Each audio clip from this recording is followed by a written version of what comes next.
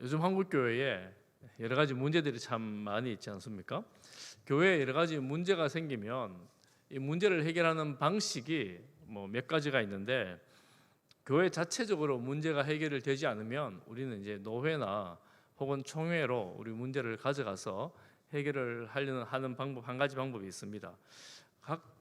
우리 지교회, 각 지역 교회들은 노회에 소속되어 있고 또한 총회에 소속되어져 있습니다. 그래서 때로는 노회의 지도를 받고 때로는 총회의 지도를 받습니다. 각 교회들이 알아서 하면 되지 꼭 노회가 필요하고 총회가 필요할까요? 어떤 교회 소식을 가끔 보면 이렇게 하는 교회들이 있어요. 노회를 탈퇴하는 교회들이 있습니다. 그러면 그 교회는 소속이 사실 없어지는 건데, 소속이 없어지면 홀로 교회가 존재하느냐면, 가만히 보면 조금 있다가 이제 어떤 교단에 또 따라 가입을 해요. 심지어는 교단 중에 독립교단이라는 데가 있습니다. 아마 잘은 몰라, 통계를 안 봐서 잘은 몰라도 독립교단에 가입된 교회들이 굉장히 많을 겁니다. 일단 기존에 있는 교단에 가입하지 않고 독립교단에 가입해서 교단에는 가입해 있지만 실제로는 모든 행정 같은 것들은 자기 교회, 지교회 위주로 하는 그런 교회들이 있습니다. 교회들이 왜 자기 혼자 교회로 존재하지 않고 노회나 총회나 혹은 교단이나 이런 데를 가입해 있을까요? 이게 사실은 많은 사람들은 이제 정치적인 문제로 생각합니다. 정치적인 문제로 생각하지만 좀 더 신학적인 문제를 보면, 교회의 성도들은, 특히 또한 교회는 홀로 존재하지를 못합니다. 홀로 존재하지 않습니다. 예수 그리스도를 머리로 하는 교회는 눈에 보이는 교회든지 눈에 보이지 않는 교회든지 우리 지역 교회든지 다른 나라에 있는 교회든지 모든 교회가 예수님을 머리로 하는 한 몸 공동체입니다. 그래서 우리가 의도하든 의도하지 않든, 심지어 독립교단이라 할지라도 주님 앞에서는 한 교단, 한 교회가 된다, 이런 의미라고 말씀을 드릴 수가 있습니다. 홀로 존재할 수 없다는 거예요. 그러니 우리가 이 노회나 혹은 총회나 이런 조직에 가입되어 있다 하는 것이 나쁘거나 잘못된 것이 아니고, 오히려 그 가입되어 있는 것이 주는 유익이 굉장히 많이 있다 하는 것을 우리가 알 수 있습니다. 당시에 초대 교회, 예루살렘 교회, 저 질문 한번 해볼까요? 여러분, 신약 교회 중에 가장 영향력이 있는 두 교회가 있었다면 어느 교회일까요? 신약 교회 중에서 가장 영향력이 컸던 두 교회, 제가 방금 말했죠. 예루살렘 교회죠. 초대교회가 시작된 교회, 예루살렘 교회. 또 한 교회는 어디일까요? 선교사를 공식적으로 최초로 파송한 교회, 어디일까요? 안디옥 교회. 고쌤 잘하시네. 안디옥 교회. 그래서 당시에 초대교회를 보면 예루살렘 교회가, 우리가 초대교회로 돌아가자 할 때 그 모형을 예루살렘 교회가 가지고 있고, 그리고 안디옥 교회는 수리아 지역, 지금 시리아 지역 북쪽에 있는 교회 지역인데, 그 지역이 이방인의 교회임에도 불구하고 가장 영향력이 있는 그런 교회였습니다. 초대교회 예루살렘 교회는 조직된 교회였는데, 어떤 조직이 있었냐면 12사도들이 지도자로 있었고, 또한 7집사로 알려져 있지만 성경에는 사실 집사로 말하지 않고 그냥 봉사자 정도로 말할 수 있는데, 7 봉사자들로 조직되어 있던 조직교회였습니다. 그래서 사람들이 교회에 무슨 조직이 필요하냐, 요즘 그렇게 하자는 교회들이 많이 있습니다. 조직 특별한 거 하지 말고, 직분자 세우지 말고 그냥 우리 모두 형제 자매로 하자, 이렇게 주장하는 교회들이 있거든요. 그렇게 하자고 말하지만 사실은 초대교회에도 이런 조직들이 있었습니다. 조직들이 있었고, 오늘 이 15장 이 본문은 굉장히 중요한 본문입니다.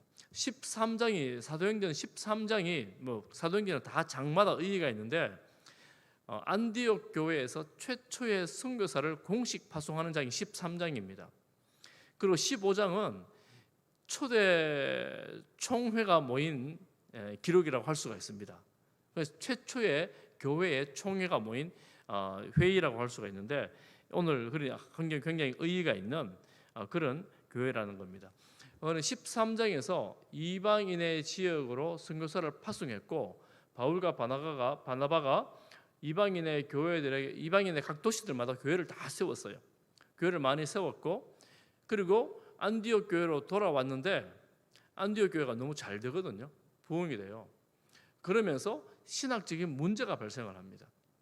안디옥 교회로 누가 왔는데 누가 오는가 하면 예루살렘 교회에서 파송받지 않는 어떤 몇몇 유대인들이 와서 안디옥 교회 사람들에게 말하는 겁니다. 안디옥 교회는 이방인들의 교회예요. 뭐라고 말하느냐면 너희들이 구원을 받으려면 율법을 지키고 할례를 받아야 된다. 이렇게 말하는 겁니다. 바울과 바나바가 들었고는 깜짝 놀랄 소식이에요. 왜냐하면 이방인들에게 전하면서 할례를 받으라고 전하지 않거든요. 오직 예수 그리스도의 십자가와 부활을 증거했거든요. 그런데 지금 할례를 받고 율법을 지켜야 된다. 이렇게 그렇게 해야지 구원을 받는다 그러니까 오늘 본문에도 나오지만 이제 격한 토론이 일어났습니다. 그런데 격한 토론이 일어난 것이 우리가 지금 보기에는 바울의 위상이 너무 강하니까 바울 말 들어야지 이럴 수 있지만 그 당시만 해도 예루살렘 교회에서 온 이 유대인들을 아마 바울이 감당하기 힘들었을 거예요. 왜냐하면 예루살렘 교회는 워낙 강력한 정치적이고 신학적인 영향력을 가진 교회였기 때문에 모든 교회에 모교회였기 때문에 아마 이들과 논쟁에서 혼란이 왔습니다. 그리고 안디옥 교회에 있던 유대인들조차도 혼란이 옵니다. 예수님만 믿어서 구원받는 게 아니고 율법도 지키고 할례도 지켜야 되는구나 이런 생각을 하게 되는 거예요. 그 바울은 그거 아니라고 아무리 애써 말해도 되지 않으니까 그들이 이제 의논을 하는데 어떻게 의논을 하냐면 그러면 우리가 우리 교회 대표를 모아가지고 예루살렘 교회에 보내서 사도들과 그 당시 교회 장로들이라고 있는데 장로들과 함께 이 결정을 보자. 이렇게 해서 15장 전반부에 이 바울 바나바 그리고 몇몇 교회 지도자들이 예루살렘의 교회로 올라가서 이제 회의를 하게 됩니다. 변론이 일어납니다. 이 은혜로웠던 교회가 신학적인 문제로 혼란이 생긴 거예요.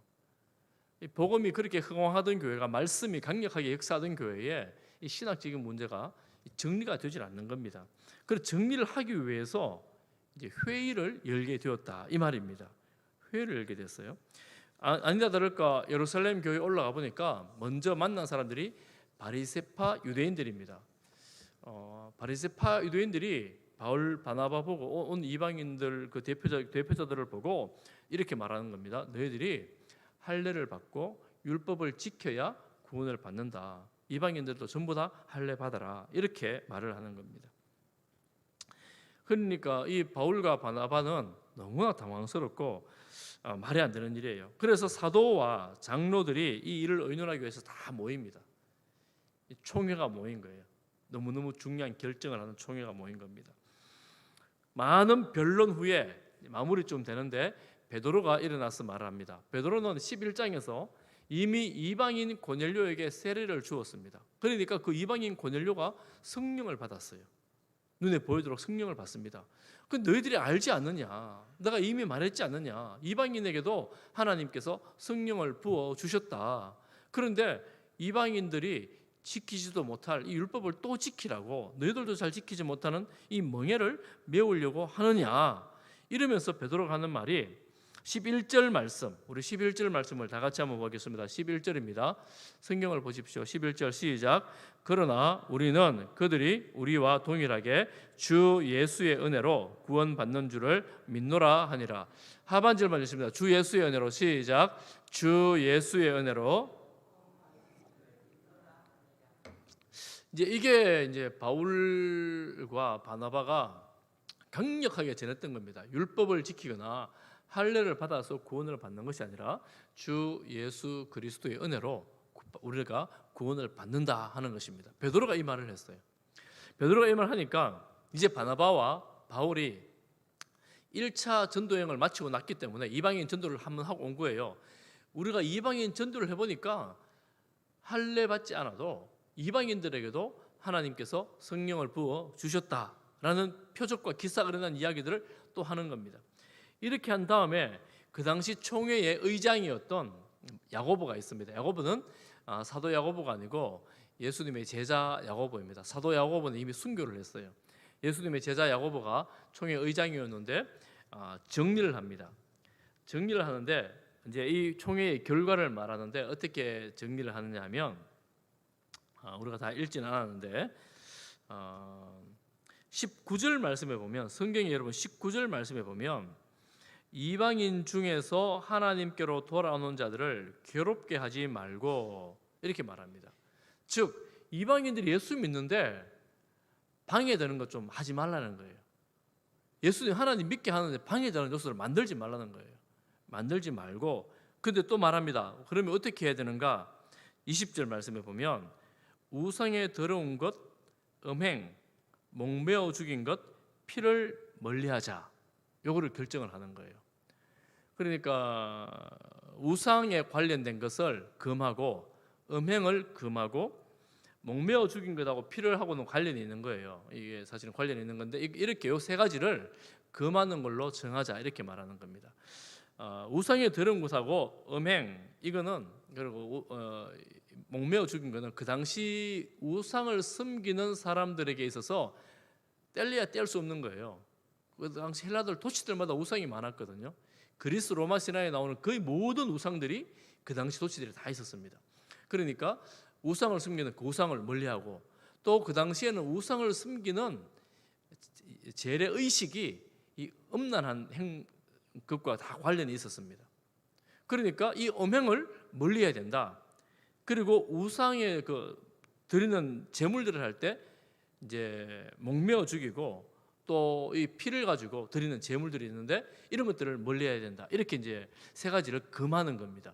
특징이 있습니다. 이게 무슨 특징이냐면 우상을 섬기는 사람들은 우상 가깝고 음행 가깝고 이 목매어 죽인 짐승들하고 가까운데 그리스도를 따르는 지금 이제 그리스도인들은 그 우상을 섬기는 사람들과 구별되게 하자라는 거예요.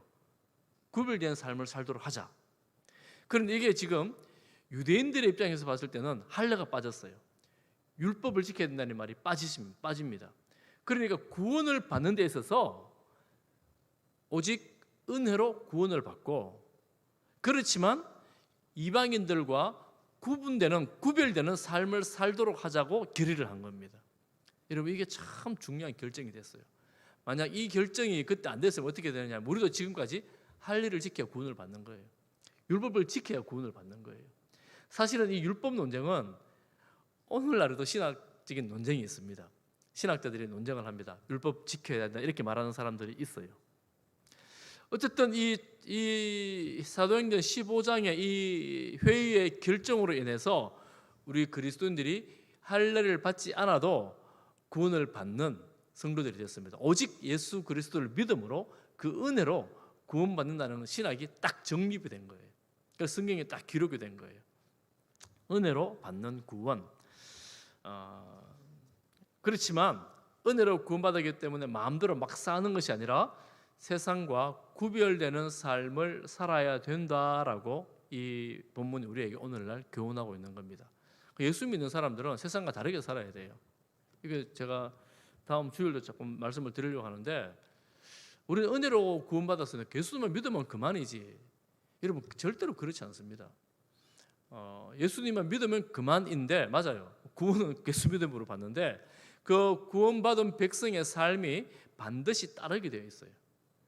구원받은 백성은 세상과 구별되는 삶을 살아가야 되는데 세상은 구별되지 못하도록 집요하게 계속해서 세상에 유혹을 합니다. 시험이 있어요.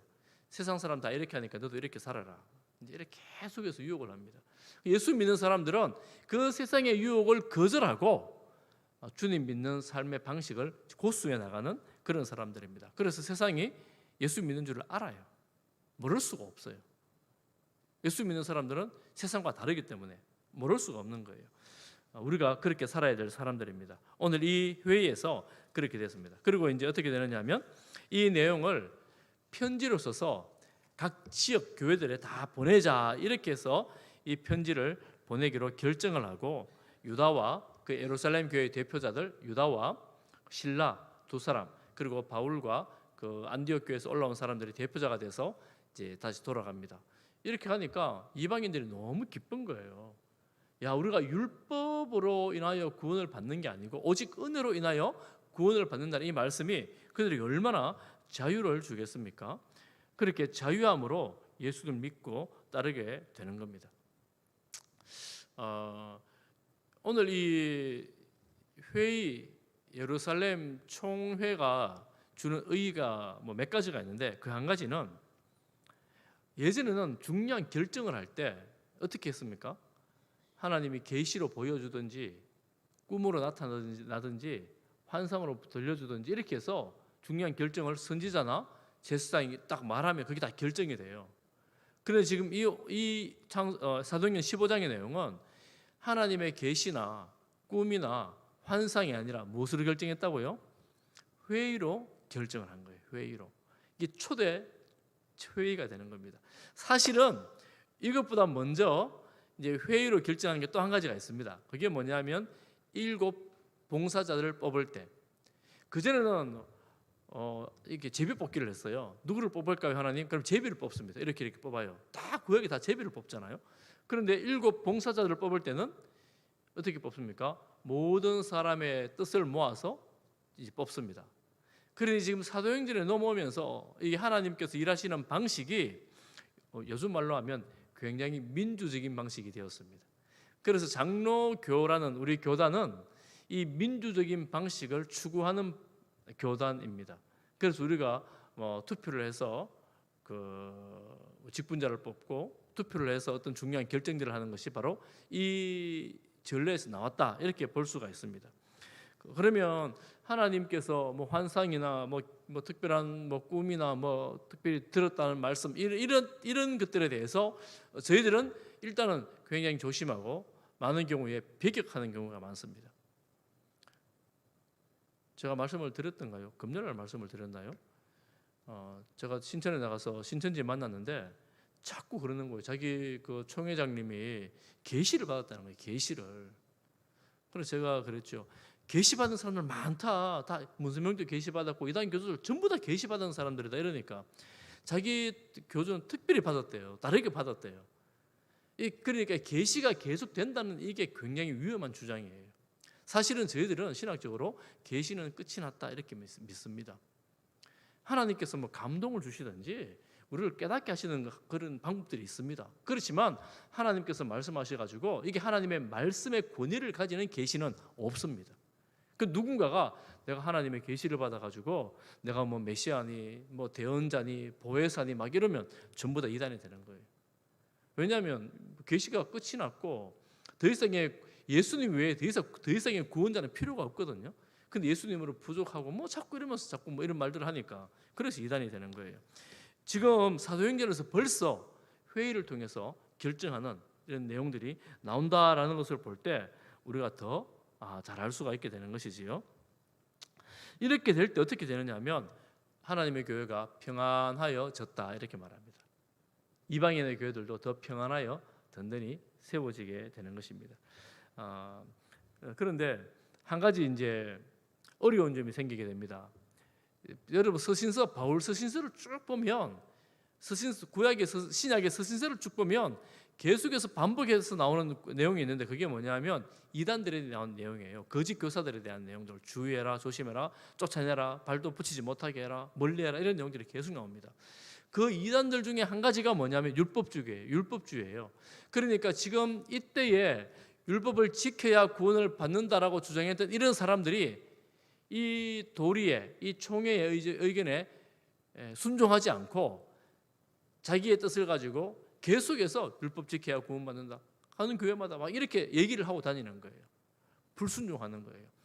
그래서 우리가 교회가 이 회의라는 것이 하나님의 뜻을 100% 이룬다라고 말하기는 어렵지요. 사람들의 모임이니까. 그럼에도 불구하고 건강한 교회에서는 이 회의를 통해서 결정된 것에 대해서 서로 존중해주고 따르는 것이 참 중요하다라는 것으로 좀 기억을 해야 합니다. 공회에서 결의한 내용에 대해서는 우리가 따르고 순종하는 것이 교회 혼란을 막는 길이다라는 것을 우리가 좀 생각을 해야 합니다. 어쨌든 그런 이단들이 계속해서 극단적 이단 두 가지가 크게 나오거든요. 율법주의와 영지주의 이 정도 나누는데 이런 이단들이 계속해서 나와서 교회 때부터 교회를 굉장히 힘들게 했습니다. 그렇지만 우리는 주의 말씀을 쫓아서 우리로 치면 뭐 당회, 그리고 재직회, 공동의회, 뭐 노회 혹은 총회 이런 회의를 통해 가지고 하나님께서 하나님의 뜻을 이루어 나간다라는 사실을 믿고 순종할 필요가 있다라는 것을 말씀을 드립니다. 그래서 여러분, 장로님을 세울 때 우리 교회에서 투표를 하지만 허락을 누가 합니까? 시험을 노회에서 시험을 봐요. 노회가 장로 세우는 일에 개입을 합니다. 목사가 안수를 어디서 받습니까? 개교에서 안수 받지 않습니다. 노회에 가서 안수를 받습니다. 이게 결국은 이 장로 교회의 지도자들, 장로들과 목사들은 이 노회에 가서 노회의 지도를 받게 되어 있습니다.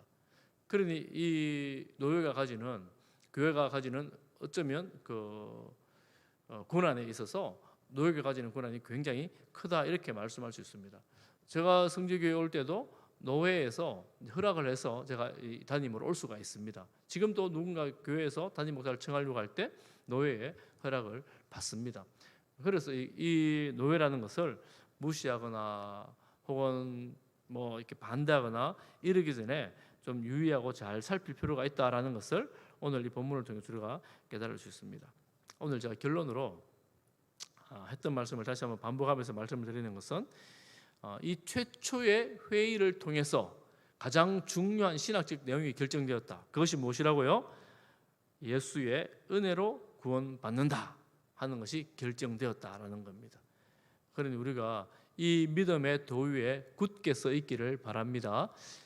또 이렇게만 강조하면 내 마음대로 살아도 되는구나 이렇게 생각하는데 그렇지 않고 예수님을 믿는 사람들은 세상과 구별된 삶을 살아가야 한다라는 것을 여러분 잘 기억하고 예수님을 믿고 믿음의 삶을 살아가는 우리 성지의 공식들 다 되시기를 축복합니다. 기도하겠습니다. 사랑하는 하나님 아버지, 우리를 주님의 몸된 교회로 불러주시고 주님의 자녀들로 하나님의 백성들로 살아가게 하심을 감사합니다. 하나님 아버지, 우리가 교회로 주님과 한 몸이 되었고 교회를 통하여 우리 신앙의 태도를 배우고 신앙을 지도를 받고 또 주님을 더 알아갈 때에 하나님께서 우리 성지교회를 통하여 일하시고 역사하시는 것을 믿습니다. 온 교회가 하나가 되어 주님의 일에 성실한 신실한 교회가 되게 하여 주옵소서. 예수님 이름으로 기도하옵나이다. 아멘. 우리 찬송과 함께 부르겠습니다. 210장입니다.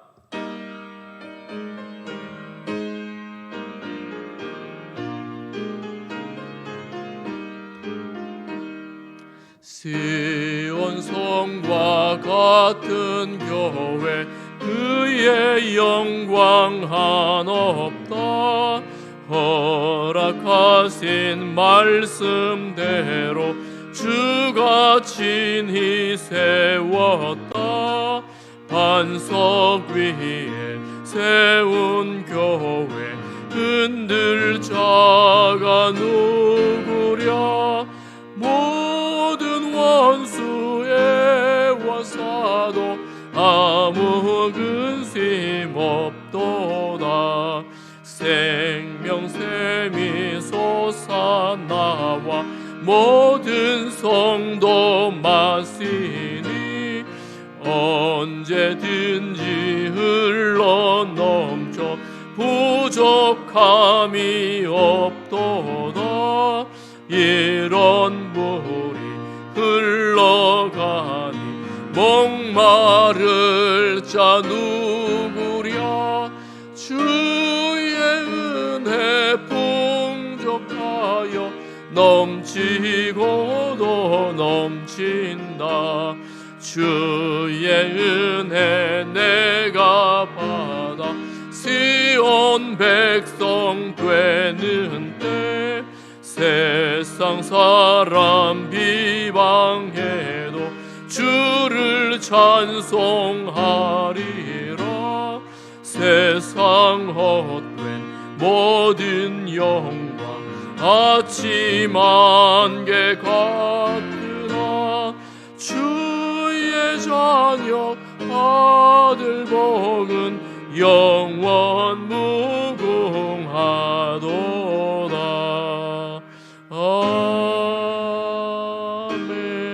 아멘. 찬송 가사에 보면 이렇게 말씀하지요. 시온 성과 같은 교회 그의 영광이 한이 없다. 그때 보니까 모든 원수 애워사도 아무 근심 없도다. 반석이 위에 세운 교회 흔들 자가 누구랴. 여러분 교회를 흔드는 것들이 너무 많습니다. 때로는 우리가 그렇게 생각할 때 있었습니다. 야, 국가가 교회를 흔드는구나 이렇게 생각할 때도 있었습니다. 뭐 그런지도 몰라요. 그리고 사단 마귀가 교회를 흔들려고 엄청 무척이나 노력을 많이 합니다. 여러분 교회를 흔들 때 사단 입장에서 어떻게 하면 교회를 제일 잘 무너뜨리겠어요?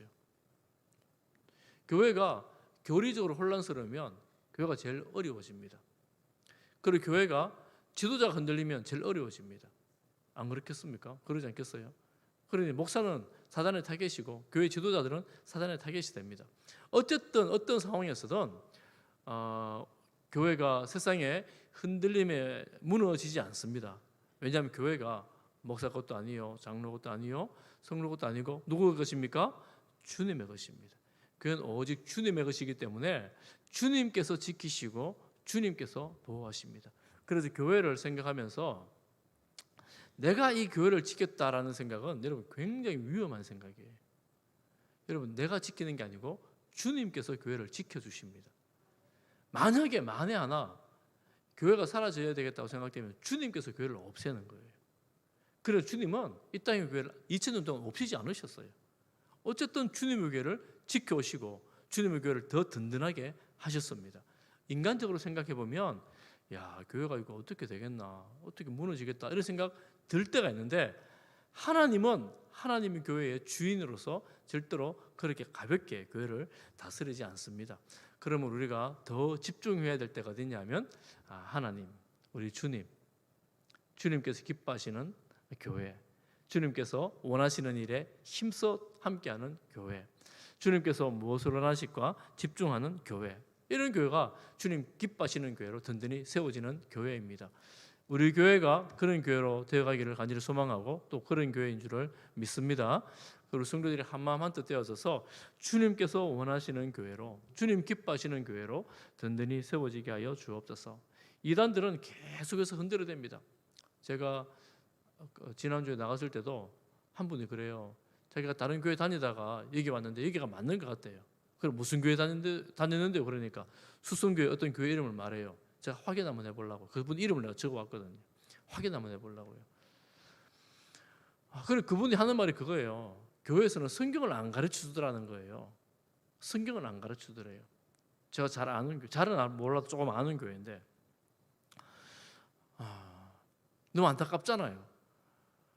이단들은 그래서 탁 약점을 파고 들어가가지고 이단의 교리를 가지고 사람을 탁 혼을 빼가 정신을 빼가지고 데려가고 있고 교회는 무방비 상태로 있는 것 같고 이러는데 우리가 주님의 몸된 교회로서 하나님 아버지 주님 지키시는 교회로서 우리가 바른 믿음의 도리 위에 굳게 서서 하나님께서 세우신 이 교회를 우리가 믿음으로 잘 지켜나갈 수 있도록 하나님 저희들에게 믿음을 더하여 주옵소서. 무엇보다 하나님을 신뢰하며 은혜로 받은 이 구원에 대해서 잘 지켜 간직하게 하여 주옵소서.